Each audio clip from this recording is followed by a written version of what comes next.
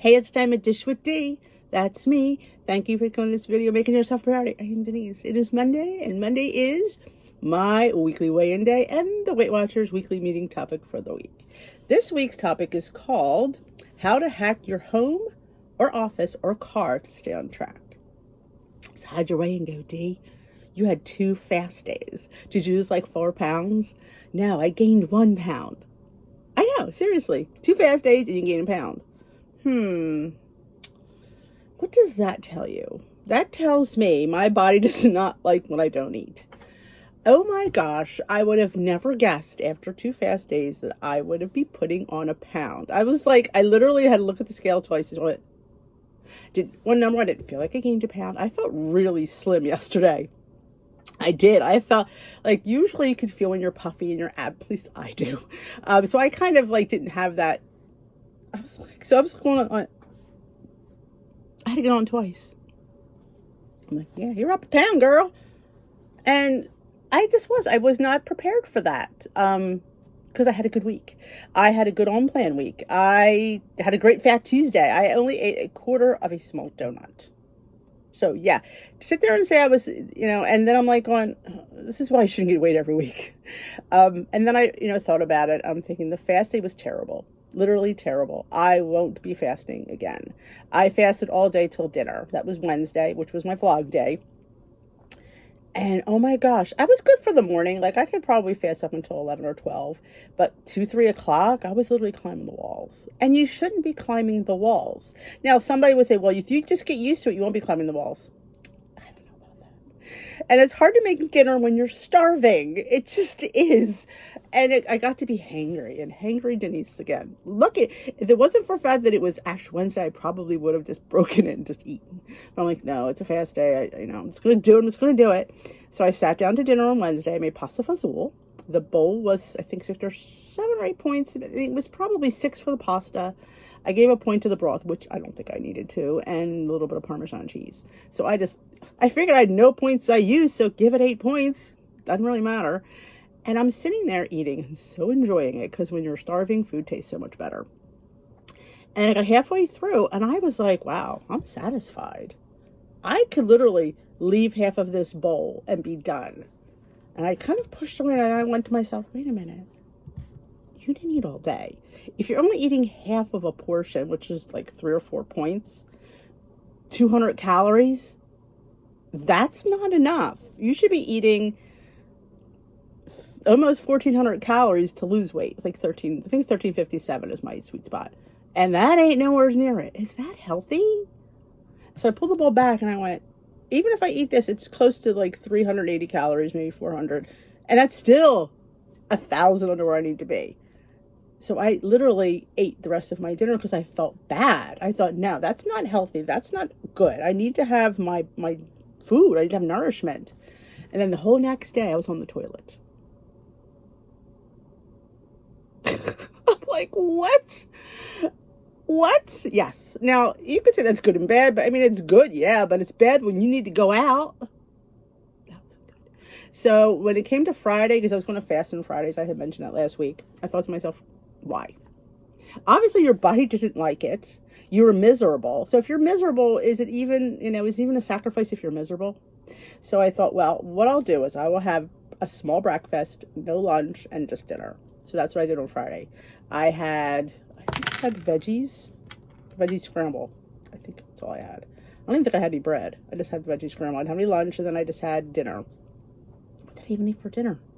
God, I don't even remember. Oh, I finished up the shrimp, and I made a little shirataki bowl. Again, way under my points on that day as well. And then I thought to myself, how do people do it? How do they do this intermittent fasting? And I think to myself, because they're in a calorie deficit. That if that's how you intermittent fast, you're not hungry. If you don't enlarge your stomach doesn't need anything that much. So I'm thinking to myself, my gosh, that to me is not, I'm sorry. For me, that was not healthy, and I don't want to do it again. I'm like, no, I'm not going to do that again. I thought, wow, that's really, and then I didn't feel well. And then we had to go out on Saturday. So if I fasted on Friday too, was I going to spend all day Saturday on the toilet? We weren't going to be home. We were going to be in Lancaster. Do I really want to spend the afternoon in a public bathroom? I'm like, no. That's why I had breakfast. I'm like, no. You eat breakfast. You don't need to do anything. Stop with the gimmicks, Denise.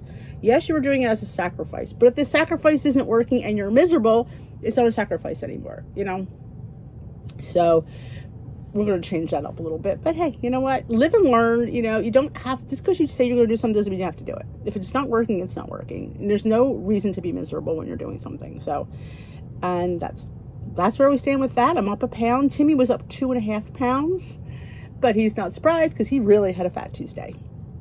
He did. And he said, he goes, Mom, I just, So he did. He goes, I think he lost 2.75 pounds. He's only 0.2 from, I said, so he's been working since Lent started. So we'll see what he does next week. I said to him, you just it's Lent. It's time to buckle down. So other than that, that's where he stood. That's where I stood. And I do think, and this may be me reaching for an excuse, but I don't think so, because like I said I think last week's loss came from donating blood. I donated blood at the Red Cross blood drive at church. And I think that when you lose fluid, you lose weight. It's like a diuretic, blood, fluids, it all weighs. So I kind of even said that last week. I don't know if that was a true loss last week. So I wonder if this is just a maintain from the past 2 weeks. That's what I'm sticking to. That's what's making it, because bottom line, I knew my week was good. I don't often say that. We went out for Valentine's dinner. Steve had half my steak. We didn't have dessert. So I knew I had a decent week. Did I have a week where I probably ate less? I did. Could that have had an adverse effect on the scale? It can. Sometimes when you don't eat enough, especially when I don't eat enough regularly, like I've been on, a journey for quite a while now. So yeah, I do have those high binges, which I have not had in quite a long time. But for the most part, I am on plan. I would say I'm on plan 90% of the time. And that's really good for me. Say 90% of the time, I am. So for me to even eat less than that, when I'm already eating less, I think my body's just saying, yo, we don't like you eating less than that. And I think it could hold on to things because bottom line, your body doesn't want to lose weight. No, it doesn't. It's not like going, oh my God, she's eating healthy. It's like, oh my God, she's denying us. That's what your body thinks. You hear that all the time. Your body holds on to things because it's like that starvation mode, which it is true. People will deny that, but it happens. Like your body holds on to what it can because it doesn't want you to be, lose weight. It likes it the way it is. It's unhealthy. It doesn't really realize that. It's used to the way you eat. So it's like you're giving it something to like, yeah, wait, we don't like this. So I'm a little bit bummed. Yeah, I'm not gonna lie. But I kind of can understand it if that's what's happening. Yeah, I did not eat enough several days this week. So we're going to try to change that going forward today. We're going to really, I think I'm going to track on the Healthy app to get those macros in. I don't know, again, I do that every once in a while just to remind myself, you need to do this, you need to do that. And I think that app, when it has your calories, protein, carbohydrates there, to see that, to keep you more accountable. I love Weight Watchers points, but it doesn't tell me enough at this point of my life. I mean, I think at certain points you need more accountability. And I think that's where I'm at. I need more accountability to what I'm eating. And I need to do the protein and the carbs together to keep me where I need to be. And calories doesn't tell me enough. Calories, if you look up what calorie means, it means how to, it's like a way to burn it off. It's like, it's not really a macronutrient. So it's not really like you could have 150 calories of potato chips and 150 calories of a banana. It doesn't tell you there's nothing basis in there. So like I always tell you, my advice always is count your carbs, count your protein, count your fat and fiber. Those are the things that are going to help you in your journey. Calories really aren't. They don't tell you enough. But they do tell you something. So you need to make sure you're eating enough of those. So that's where we're going. This week it's going to be I only do this because I feel like it's better than tracking twice. Because I feel like I tell you this all the time. When you track 18 different ways, That's confusion. That's frustration. And for me, just to do it one way makes me more successful. So I'm just going to do exclusively on the Healthy app this week, and I'm going to see what the results are next week, and we'll see whether I continue doing on the Healthy app, since I already have the Pro version. And if you're thinking of transitioning to Healthy from Weight Watchers, please let me know. I do have a $5 off coupon from Healthy, because I always say my peeps like Healthy, and they said, well, here's $5 off. And that is good for when you join or when you go back. Like if you're just renewing it, like, oh, I'm renewing it for the next year, it doesn't work. But if you've left there and have gone back, say you canceled it like a year and a half ago and want to go back, it will work. If you're brand new, it will work. This doesn't work for an automatic renew, which I don't know why it should. All right, let's get to the topic at hand. It's 10 minutes and I've already talked too much.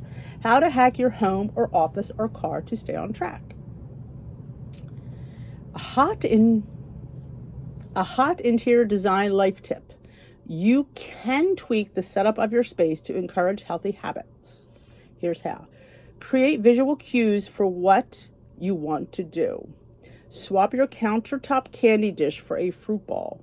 Plus, bring 0-point foods to the front of your fridge. You should not have a candy bowl out.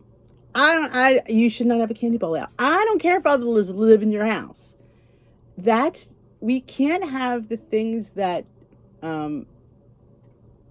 get to us looking at us every day. Give them their candy. Let them put their candy where they want. It should not be in a bowl in front of you. Mine isn't. And I tell them I can't have it there, because if it's there, you're just that's where the flybys come from. I'll just take one. One won't hurt. Well, of course, one won't hurt, but 3, 4, and 5. And if it's there, you're going to grab it. And then you're going to forget how many you've had. You will. So definitely don't put the candy dish out. I don't care if it's Easter coming out. I don't care. A candy dish should never be out in a person on a weight loss journey's house. Or even healthy lifestyle. It should not be there. It should just be, give them their candy. Let them put that where they want. Whoever eats it needs to put it where it's next to them. Not where you need to walk. Definitely bring your 0-point foods and your food to the front where you can see them first. Go in that fridge. You don't have to search for them. It's right there, because when you go and search, you got to move something over that you might not move. You might just grab. Because sometimes we grab and we think later. And especially the non-trackers, because if you're not tracking, you don't know what you have. So you're going to eat that and then decide later whether you have enough points for it. So definitely bring your 0-point foods to the front. That's your fruit, your vegetables, your non-fat Greek yogurts, maybe your non-fat cottage cheese. Bring them forward. Help out future you. Store your meal prep tools where they're easily accessible. And don't be hunting for your stuff. Your stuff should be in the front. Especially if it's your kitchen, your good stuff goes in the front. While cleaning up dinner, take out everything you need to make breakfast. Get everything ready so you don't have to hunt for things. It's there. So if it's out, you will make it and have it prepped. Designate rooms or places for healthy behaviors. Move screens out of the bedroom so you can focus on sleep, not TV or TikTok. You should always put your devices down early in the evening. Because if you notice, I try not to answer comments at night, because it's not time for that. It's me time. It's relaxation time. It's time to get away. You have to get away. A lot of people give up social media for Easter, for Lent, which is not a bad thing. If you're overly obsessed about social media, it's nice to get away from it. Even if it's a couple of days, you'd be surprised how getting away from it. At the first, it's going to be like, oh my gosh. But then you realize, oh my God, I don't miss it. You don't miss seeing the posts and hearing the bragging. It's like, oh, I don't miss that. Make your table the only place you eat when at home. Yes, don't be eating in front of the TV. Eat in the kitchen. Get a plate. Get a nice glass. I tell this one lady I coach about snacks. I said, it's nice when you have a snack. I said, but what I would recommend is make the snack an event. Make sure you weigh and measure the snack. Put the snack in its own little bowl. Don't just put it in your hand. Put the little nuts in a bowl. Weigh them. Sit down, eat them, drink, scroll then. You'd be surprised when you make an event out of it, how much longer it lasts, and they actually remember it. Make sure you track it. But when you sit there and just, I know this is just 3 points. Well, this is 2 points. Now, have a moment because when we eat, it's an event, because we don't eat that often anymore. So when we eat, we have to make it a moment, a memorable moment, so we remember that we ate it. Because how many times did we eat something we don't remember? If you're the person at the end of the day doing her tracking, oh, I forgot I had that. Oh, now I had to go into 8 weeklies. I didn't realize I had that. You don't remember things that you just eat on the fly. Got habits you want to stop? Disrupt your default. Store foods you tend to see, then mindlessly eat in rarely used cabinets in the back of your fridge. Or the back of your fridge. Yes, get it out of your eyesight. Out of sight, out of mind is very true. I've gone through the cabinet and like, oh my God, I forgot about these. Because I put them back because sometimes they were triggering. So, or I have one of the boys hide them. And then eventually you just kind of forget about it. Move your alarm clock across the room to avoid snoozing through the morning workout. I don't snooze. I've stopped hitting the snooze, God, probably before I got married. I found snoozing didn't help. I tried to tell it to Timmy, but he still snoozes. When I hit the snooze button, I wake up more tired by those little 8-minute cat naps in between the snooze. No, you get more tired that way. If you set the alarm later then. If you want to be up at 7:30, then set it for 7:20. Don't set it for 6 o'clock and then snooze it every 10 minutes. That extra hour of deep sleep will do you good. Have you ever been going about your day, then suddenly say candy or cookies or anything really, end up just popping them into your mouth? Yep. The see it, eat it effect is real. In fact, research suggests our environment can play a big role in what we eat or don't eat. Because we've had how many years of just doing that? And honestly, and I say this with all honesty, it takes a while to break those habits. Just because you say it, I'm not going to do that anymore, doesn't mean you're going to do it. It's a reflex. And our body has reflexes that our mind obviously don't, or our mind has reflexes that our body don't. I mean, how we can move our hands without even thinking about it. And that's the same thing, like you see it, I've had to spit things out. Because I'm like, why did I just put that in my mouth?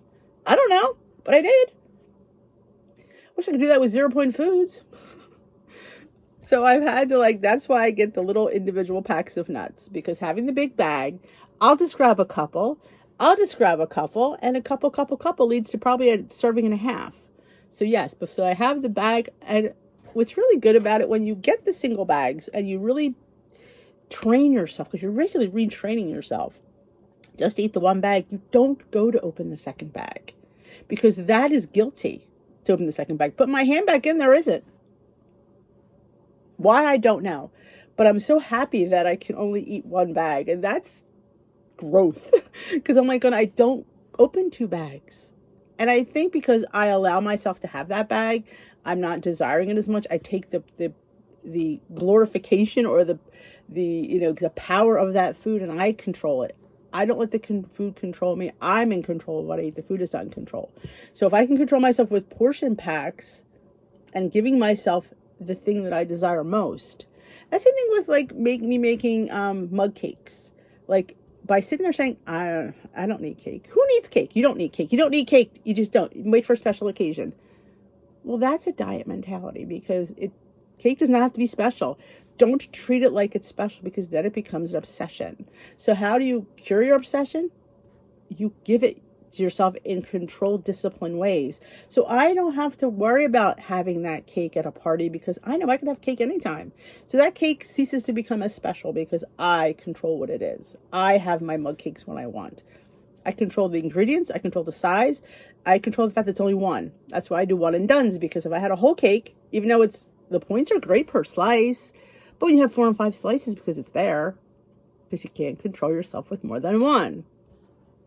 That is something I learned when the one and dones came to fruition. It was like, I could have one, I just can't have it there. And it's like knowing who you are, knowing that I have a food addiction.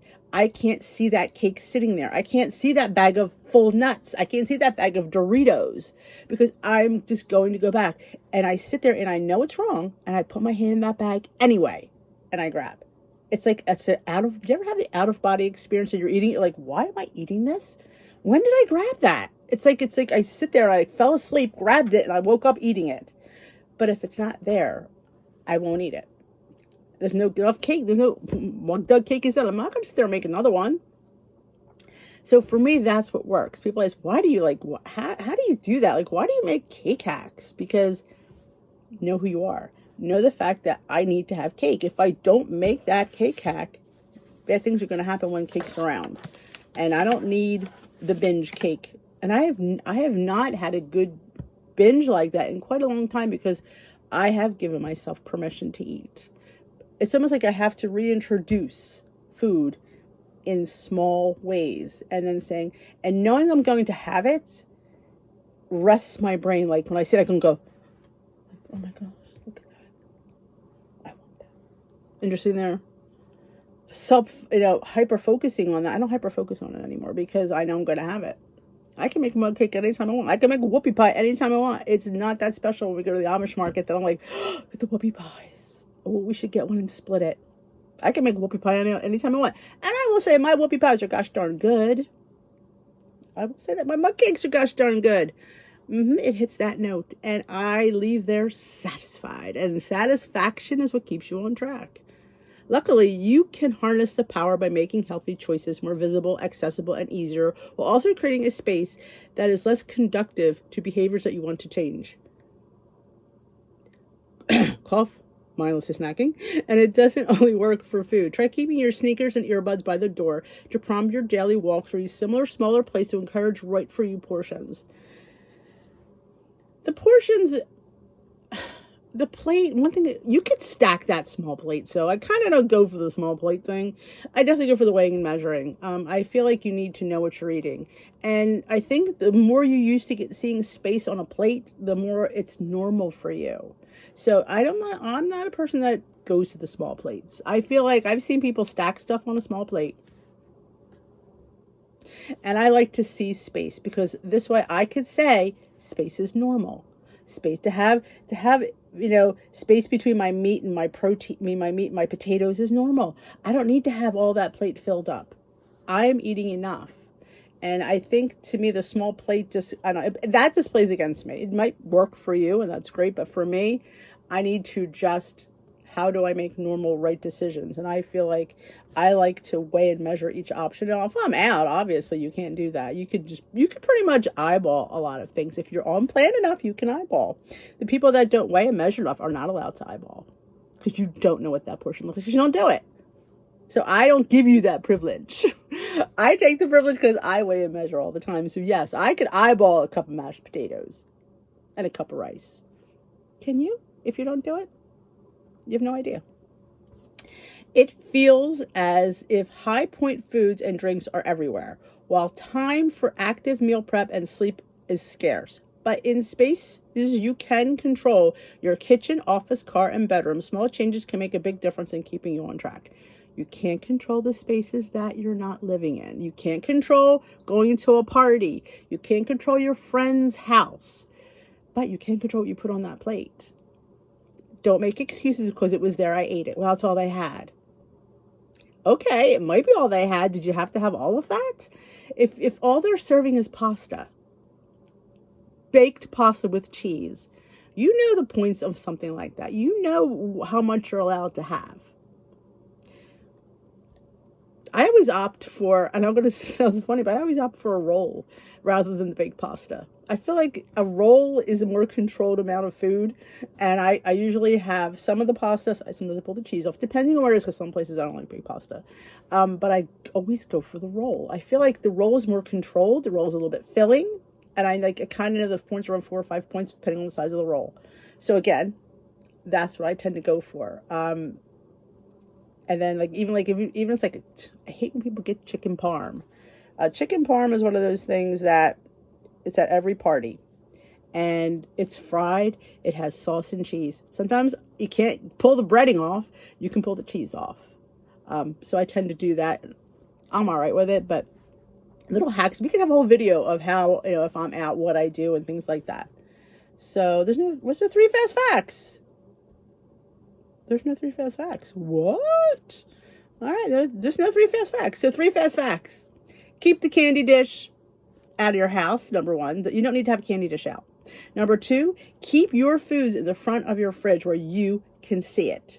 Number 3, try one of my hacks. If you're a person that needs cake and sweets, like I've said a million times, I've been heavy for 45 years. I'm not going to all of a sudden not want to eat cake. So how do I eat cake in a controlled, disciplined way? I make swaps. And that's how, how you survive. Some people laugh at that. They're like, oh my gosh, just eat real food. It is real food. What's fake about a piece of cake that's just made in a mug? Whoa, okay, it's about sugar. You know what? People who have diabetes can't have sugar anyway. So at the age I am trying to look out for my pancreas's future. So yes, having a little bit of monk fruit's not going to hurt me. And I use regular flour. I use bananas. I use eggs. Okay, you put a banana in there. It's a piece of fruit. It helps. No, I don't have butter. I don't need it. No, I don't have oil. I don't need it. That's what the banana and the applesauce does. So it's healthy. It's a fruit. It's a fresh piece of fruit. It's some applesauce. It's good for you. So if you want to join the healthy swap hack, hit that subscribe button. Join us here at Dish with Dee, where she's cooking up hacks that keep you on track. I love when people give up stuff and then they come around like, oh, I really just made your cake. Really? Because you just said that my food wasn't good. They'll come back because you know why? That's what keeps you on plan. That's what makes you successful, being who you are. And if having a mug cake here and there is who you are, there's no harm in that. So if you enjoyed this video, let me know the big old thumbs up. And hit that subscribe button. Join us here at Dish with Dee for realistic weight loss chit chat. Yes, I don't pull punches here. I tried not to be somebody that I'm not. I live real life here. And real life is cake when I want it. Not all the time, but maybe once a week, sometimes twice. If that is something you enjoy, let me know in the comment section below. How did your week go? How was your first week on challenge? We are doing a 40-day challenge here at Dish with Dee.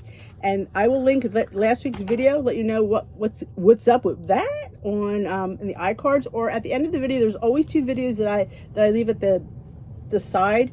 They're just videos that might help you or has something to do with this video that we're doing. So it could correlate to this video a little bit, or it needs a little bit of love. So if you ever see videos at the end and you have a minute, give them a watch. But I will put that video up on the side here or in the iCards. And also don't forget to enter the Dish with Dee Galentine's Day giveaway. And that was last Wednesday that I'm doing a little giveaway from my lovelies here. So go to that video, do what you're told. That's how you enter. You have to, because when we put it in the random picker, you have to do what's there. So in order to get into the giveaway. So I'm giving away 2 fantastic prizes. So go check out the video and I will dish with you another day. It's not too late to hit that subscribe button. Join our community here. Bye-bye, my lovelies. See you again.